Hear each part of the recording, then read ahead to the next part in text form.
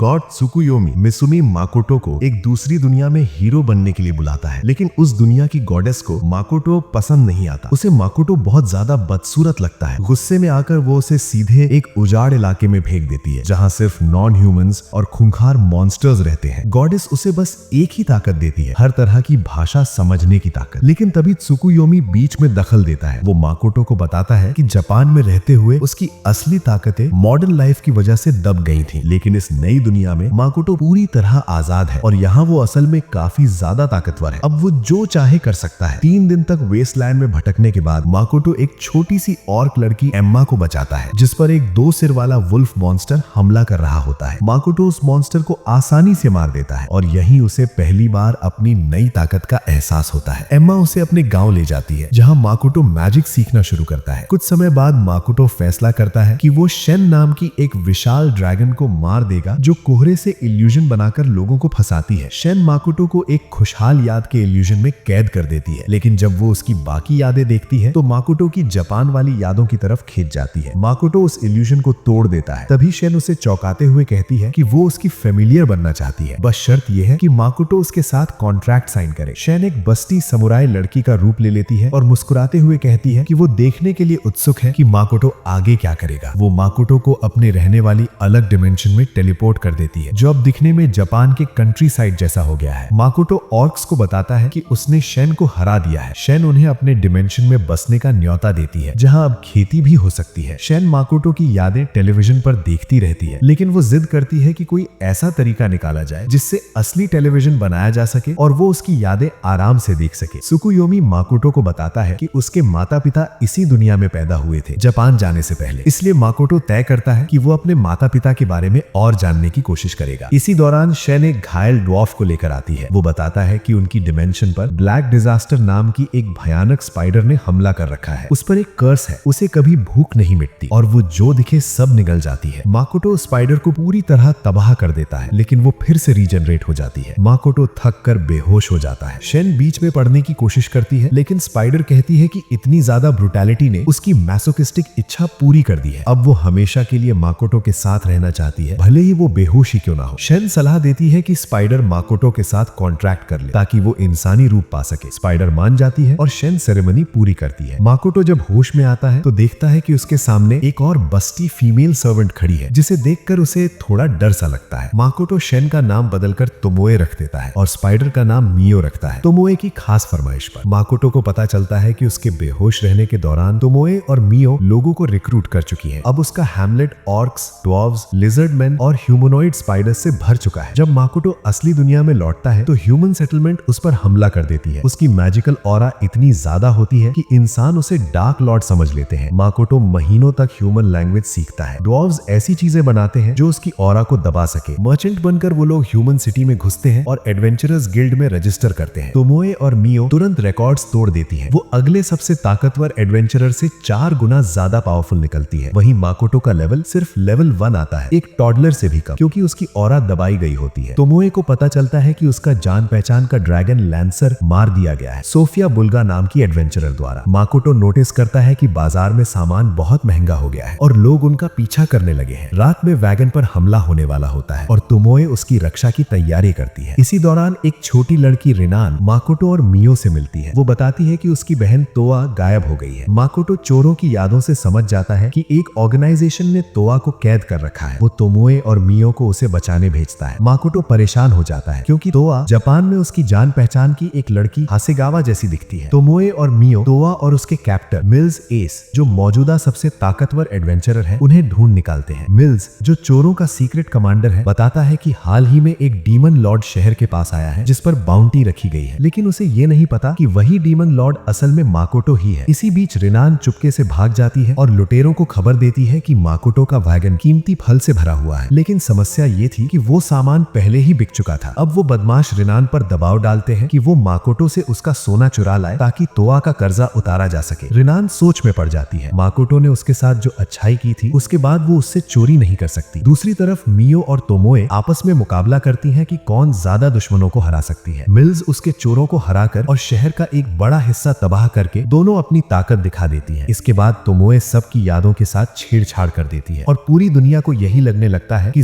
ज़ेत्सुया monster हॉर्ड के हमले में तबाह हुआ था। रिनान तोआ से मिलती है। तोआ हसेगावा से लगभग हूबहू मिलती है, बस उसके बालों का रंग अलग है। माकोटो मियो और तोमोए को तोआ को बचाने पर बधाई देता है, लेकिन सजा के तौर पर उन्हें वेस्टलैंड वापस भेज देता है क्योंकि उन्होंने पूरा ह्यूमन सेटलमेंट ही मार डाला था। ज़ेत्सुया का गिल्ड नष्ट हो चुका होता है, इसलिए माकोटो को पास के शहर सिगे में दोबारा रजिस्टर करना पड़ता है। सिगे जाते वक्त माकोटो कुछ एडवेंचरर्स के साथ सफर करता है और चालाकी से तोमोए को जंगल में अकेले ट्रेनिंग करने भेज देता है। उधर तोआ जरूरी सामान इकट्ठा करती है, कई खतरनाक क्रीचर्स से, जिसमें रेयर रूबी आई एंड्स भी होती हैं। माकोटो और मियो उन एंड्स को मार गिराते हैं। Adventurers Luisa, Elvin Archer, Hazel human alchemist और रेनिना ड्वार्फ प्रीस्ट नाइट सिगे में अपनी री रजिस्ट्रेशन खुशी से सेलिब्रेट करते हैं। माकोटो तय करता है कि रूबी आइस को रैम्ब्रांड ट्रेडिंग कंपनी को बेचेगा, लेकिन तोआ उसे सावधान करती है कि रैम्ब्रांड कंपनी की रेपुटेशन काफी खराब है। जब माकोटो अपने गांव लौटता है तो एम्मा उसे प्रोग्रेस रिपोर्ट देती है। ह्यूमनॉइड स्पाइडर्स पहाड़ों में बस रहे हैं, ड्वार्फ्स इमारतें खड़ी कर रहे हैं, लिजर्डमैन खेत साफ कर रहे हैं और ऑर्क्स माकोटो के लिए एक कासल बना रहे हैं। माकोटो परेशान हो जाता है क्योंकि तोमोए काफी समय से गायब है। ड्वार्फ्स माकोटो को मर्चेंट जैसा कपड़ा देते हैं ताकि उसकी ऑरा और छिप सके, लेकिन उसकी मैजिक इतनी ज्यादा होती है कि वो कपड़े ही फट जाते हैं। माकोटो समझ जाता है कि डेमी प्लेन में उगी मैजिकल चीजें अर्थ की चीजों से कहीं ज्यादा ताकतवर होती हैं। माकोटो रूबी आइज लेकर रैम्ब्रांड जाता है। वहाँ का मैनेजमेंट शुरू में काफी रूखा होता है। पैट्रिक रैम्ब्रांड जो मैनेजर है माकोटो को हल्के में लेता है, लेकिन जैसे ही वो रूबी आइज देखता है तुरंत माफी मांगता है। वो उत्साह में बताता है कि इन आंखों से एम्ब्रोसिया बन सकता है, जो उसकी वाइफ लीजा और बेटियों पर लगे विच कर्स का इलाज है। माकोटो मर्चेंट के तौर पर रजिस्टर करने जाता है। रिटन एग्जाम तो सिंपल मिडिल स्कूल मैथ होता है, जिसे वो आसानी से पास कर लेता है। दूसरे टेस्ट में 4 जानलेवा चीजें लानी होती हैं, लेकिन वो एक रूल का इस्तेमाल करता है जिससे बराबर कीमत की चीजें दी जा सकती हैं, और वो रूबी एंड्स की जगह दूसरे आइटम्स दे देता है। माकोटो वापस डेमी प्लेन जाता है और एक सीक्रेट पोर्टल बनाने की सोचता है ताकि बाहर के मर्चेंट्स को लगे कि ये एक छुपा हुआ शहर है जहां वो सामान बेच खरीद सकते हैं और फिर वापस लौट सकते हैं। इस तरह माकोटो डेमी प्लेन के सामान के लिए एक नया मार्केट बनाना चाहता है। इधर मियो माकोटो की एनिमे और बच्चों के कार्टून्स वाली यादों की आदी हो चुकी होती है। माकोटो को ये तब पता चलता है जब वो तोमोए और मियो को ढूंढ निकालता है। जब माकोटो अकेले सोने का फैसला करता है और किसी को नहीं चुनता, तो तोमोए और मियो दोनों उलझन में पड़ जाती हैं और उसे लुभाने की स्ट्रेटेजी बनाने लगती है। माकोटो हेजल से एम्ब्रोसिया बनाने में मदद मांगता है और हेजल मान जाती है। इसी दौरान एक एडवेंचरर माकोटो को देख लेता है और सोचता है कि पैट्रिक माकोटो के साथ कुछ गड़बड़ कर रहा है। वो ज्यादा से ज्यादा एडवेंचरर्स इकट्ठा करने का फैसला करता है। पैट्रिक चुपचाप उस विच डॉक्टर को मरवा देता है जिसने उसके परिवार को कर्स किया था। हेजल एम्ब्रोसिया तैयार कर लेती है। माकोटो मॉन्स्टर बनी लीजा को काबू में कर लेता है और पैट्रिक एम्ब्रोसिया सही तरीके से उसे पिला पाता है। उसी एम्ब्रोसिया से उसकी बेटियों का भी इलाज हो जाता है। माकोटो वापस तोमोए और मियो के पास लौटता है। तभी एडवेंचरर लाइम लाट और उसके सैकड़ों साथी उन पर हमला कर देते हैं। लाइम बताता है कि वो सिर्फ लीसा और उसकी बेटियों पर स्लीपिंग कर्स लगवाना चाहता था, क्योंकि पैट्रिक उन एडवेंचरर्स को काम नहीं करने देता था जो उसे पसंद नहीं थे। उनमें से कई लोग बहुत खतरनाक क्वेस्ट्स पर भेजे गए और वहीं मारे गए। लाइम कहता है कि उसे पता ही नहीं था कि विच डॉक्टर उन्हें मॉन्स्टर्स में बदल देगा। 200 दुश्मनों को हराने के बाद लाइम पैट्रिक से माफी मांगता है। पैट्रिक उसे जिंदा छोड़ देता है और लाइम अपनी एडवेंचरिंग जिंदगी खत्म कर देता है। तोमोए लाइम को ड्वार्फ्स की बनाई हुई एक कटाना देती है और उसे अपने लिए स्पाई बनने को कहती है, क्योंकि उसने लाइम की यादों में कुछ ऐसा देखा था। वो अपनी कमाई उस ऑर्फनेज को वापस दे देता है जहां वो बचपन में पला बड़ा था। उधर मकोटो का शुक्रिया अदा करने के बावजूद पैट्रिक अंदर ही अंदर सोचता रहता है कि मकोटो के उस फैसले का क्या जवाब दे जिसमें वो एक अलग और मुकाबले वाली ट्रेड फार्म शुरू करने जा रहा है। इधर मकोटो की ट्राइब के वॉरियर्स ट्रेडिंग के बाद काफी उदास हो जाते हैं। मकोटो को जल्द ही एहसास होता है कि इसकी वजह वो खुद है। ट्रेनिंग के दौरान वो उन्हें पूरी तरह ओवर पावर कर देता है, जिससे उनका सेल्फ कॉन्फिडेंस टूट जाता है। मकोटो ये भी समझता है कि अलग अलग स्पीशीज आपस में मिलकर ट्रेनिंग नहीं करती, इसलिए वो हर हफ्ते कॉम्पिटिशन शुरू करता है ताकि सब एक दूसरे से सीखे और खुद को बेहतर बना सके। मकोटो, मियो और टोमोए दोबारा एक्सप्लोरर्स के तौर पर रजिस्टर करते हैं। उन्हें लाइम लैट की जगह नया रिप्लेसमेंट ट्रेन करने का काम मिलता है। मकोटो की पसंद टोआ होती है, हालांकि टोमोए थोड़ी चिंतित रहती है क्योंकि टोआ जापान की उस लड़की जैसी दिखती है और उसे डर है कि कहीं मकोटो अपनी पुरानी जिंदगी को याद करके पछताने ना लगे। टोमोए टोआ और उसकी टीम को बेहद सख्त ट्रेनिंग देती है, फिर उनकी काबिलियत परखने के लिए उन्हें 100 एप मॉन्स्टर्स के घोंसले से लड़ने भेज देती है। इस लड़ाई के बाद ये साफ हो जाता है कि वो अब सबसे काबिल एडवेंचरिंग टीम बन चुकी है। मकोटो फैसला करता है कि वो एम्ब्रोसिया ब्लॉसम्स हासिल करेगा। यही वो फूल हैं जिन्हें रूबी एंड्स खाती हैं और जिनकी वजह से उनकी आंखें इतनी कीमती होती हैं। वो पैट्रिक से एक शॉप किराए पर लेने का भी सोचता है। पैट्रिक समझ जाता है कि मकोटो खरीदने की जगह किराए पर इसलिए लेना चाहता है ताकि सी गेट किंगडम का ध्यान उस पर न जाए। पैट्रिक मान जाता है और मकोटो के लिए एक ऐसे न्यूट्रल सिटी में जगह ढूंढने का वादा करता है जो किसी भी किंगडम से जुड़ी नहीं है। मकोटो का ट्रेडिंग बिजनेस शुरू होता है और पूरा गांव खुशी में जश्न मनाता है। उन्हें बाहर की दुनिया में एम्ब्रोसिया ब्लॉसम्स मिल तो जाती हैं, लेकिन वो उन्हें तोड़ते नहीं है क्योंकि वहाँ एल्व्स आर्चरी प्रैक्टिस कर रहे होते हैं और फूलों की रखवाली कर रहे होते हैं। ट्रेनिंग के दौरान मियो और टोमोए नोटिस करती है कि मकोटो बार बार मर रहा है। जब मकोटो अपने मन को शांत करके टारगेट पर ध्यान लगाता है तो टोमोए समझ जाती है कि वो अनजाने में अपने आसपास के माहौल में घुल जाता है और एक पल के लिए मर जाता है। इसी वजह से मियो और टोमोए को लगता है कि उसने आत्महत्या कर ली है। इस प्रक्रिया में मकोटो का माना एक गॉड के लेवल तक पहुंच चुका होता है। अगर ये यूं ही चलता रहा तो जिस गॉडेस ने उसे वेस्टलैंड में फेंका था वो उसे अपना कंपेटिटर मानेगी और उसे मारने की कोशिश करेगी। जब मकोटो ह्यूमन वर्ल्ड में लौटता है तो एक प्रोस्टिट्यूट उसे छेड़ लेती है। गुस्से में भरी मियो और टोमोए उसे जबरदस्ती वहां से ले जाती है। मकोटो डर जाता है और एक पोर्टल खोलकर वहां से भाग निकलता है। इधर ड्वार्फ्स और भी ज्यादा ताकतवर और कम दमन करने वाले इक्विपमेंट तैयार कर लेते हैं। मकोटो मियो को साथ लेकर एल्व्स से बातचीत करने जाता है। जब मियो अपने और टोमोए के बर्ताव के लिए माफी मांग लेती है। इसी बीच कुछ और एडवेंचरर्स भी पहुंच जाते हैं जिनमें वो प्रोस्टिट्यूट भी शामिल होती है। उनका मकसद भी फूल चुराना होता है जिससे एल्व्स हमला कर देते हैं। यही नील गेस्टोरी और कुछ सीनियर एडवेंचरर्स मकोटो से मिलते हैं। मकोटो को डोनो कहा जाने लगता है। नील गेस्टोरी का बेटा काफी गुस्से में होता है क्योंकि जंगल की बैरियर धीरे धीरे कमजोर पड़ रही होती है। मकोटो की मुलाकात होती है एरिस मास्टर मोंडो से, एक बेहद ताकतवर वॉरियर। मियो को शक होता है कि मोंडो पर किसी का कब्जा है। वो अदानो और एक अनजान शख्स को टेलीपैथिक बातचीत करते हुए सुन लेती है जिसमें डीमंस की बात हो रही होती है। थोड़ी देर बाद एक स्पिरिट मोंडो के शरीर से निकलती है और अदानो की पूरी एग्जिस्टेंस को निगल लेती है। उसे मार देती है क्योंकि वो डीमन से जुड़ गया था। मकोटो उस क्रीचर को पहचान लेता है। वो एक लिच होता है। मकोटो उसे कैद कर लेता है। लिच बताता है कि वो गलती से लिच बन गया था जब वो ग्रांट बनने की कोशिश कर रहा था। ऐसा इंसान जो गॉड की तरह अलग अलग दुनियाओं में आ जा सके। टोमोए उसे सुधारती है। वो बताती है कि ग्रांट्स ऐसे इंसान नहीं होते जो सफर कर सके, बल्कि वो आम लोग होते हैं जो संयोग से सफर कर लेते हैं और उन्हें ग्रांट कहा जाने लगता है। लिच ये सच्चाई समझकर टूट जाता है क्योंकि उसे एहसास होता है कि उसने पूरी जिंदगी एक नामुमकिन लक्ष्य के पीछे बर्बाद कर दी। वो खुशी खुशी टोमोए का प्रस्ताव मान लेता है और मकोटो के साथ कॉन्ट्रैक्ट करने को तैयार हो जाता है। साथ ही मैजिक की शिक्षा देने का वादा करता है। कॉन्ट्रैक्ट बनते ही लिच का स्केलेटन शरीर बदल जाता है और वो हैंडसम जवान इंसान बन जाता है। इसी दौरान गांव में एक जबरदस्त सुपरनैचुरल एक्सप्लोजन होता है और टोमोए बेहोश हो जाती है। मकोटो और लिच घायलों को ठीक करने लगते हैं। तभी मकोटो समझ जाता है कि उस धमाके ने बाहर की दुनिया का पोर्टल पूरी तरह खोल दिया था। जब मकोटो प्रोस्टिट्यूट की यादों के टुकड़े देखता है तो सच्चाई सामने आती है। वो और उसके साथ ही मैजिकल सामान चुराने आए थे, लेकिन जब गार्ड्स ने उन्हें रोका तो मकोटो की एक मैजिक रिंग फट गई। उस धमाके में टोमोए का एक चाइल्ड फ्रैगमेंट और एक ऑर्क मारा गया। ये जानकर मकोटो बेकाबू हो जाता है।